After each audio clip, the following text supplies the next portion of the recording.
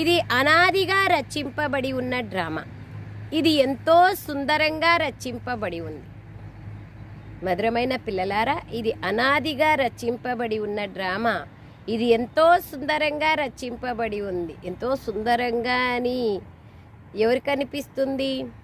ఎవరికైతే బాబా పైన విశ్వాసం ఉంటుందో, సంగమయుగం పైన విశ్వాసం ఉంటుందో, సంగమయుగం ప్రతి గడియ కళ్యాణకారి సంగమయుగం అనేది విశ్వాసం ఉంటుందో వాళ్ళకే ఇది కళ్యాణకారి డ్రామా అనేది అవగాహన అవుతుంది. సుందరంగా ఉంది అనేది అవగాహన అవుతుంది.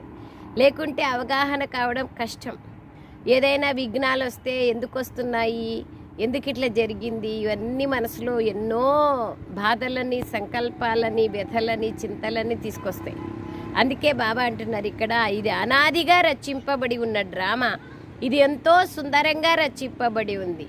దీని గురించి మనకు తెలియదు భవిష్యత్తులో ఏమి అని. అందుకే వర్తమానాన్ని చూసి ఆలోచిస్తాం. దీని భూత భవిష్యత్ వర్తమానాల గురించి మీకు బాగా తెలుసు. సృష్టి ఆది మధ్యాంత జ్ఞానాలు మనకు తెలుసు. ప్రశ్న: ఏ ఆకర్షణ ఆధారం పైన ఆత్మలందరూ మీ వైపుకి ఆకర్షితులై వస్తారు? జవాబు: పవిత్రత మరియు యోగాల ఆకర్షణ. దీని ఆధారంతోనే మీ వృద్ధి జరుగుతూ పోతుంది.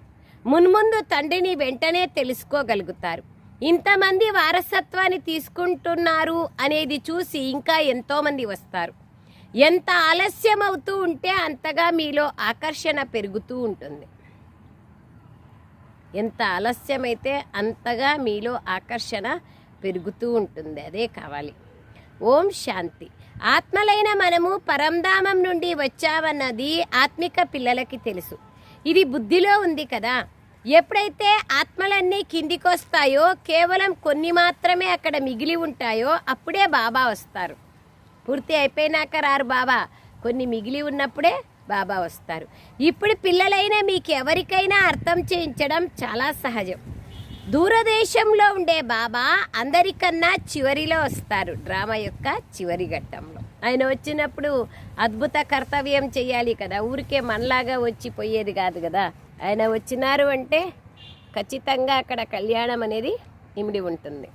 అందుకే బాబా అంటున్నారు, ఆయన లాస్ట్లో వస్తారు, చివరిలో వస్తారు. పూర్తి పతితమైనప్పుడు, పూర్తి పాపాత్మల ప్రపంచమైనప్పుడు మార్చడానికి వస్తారు.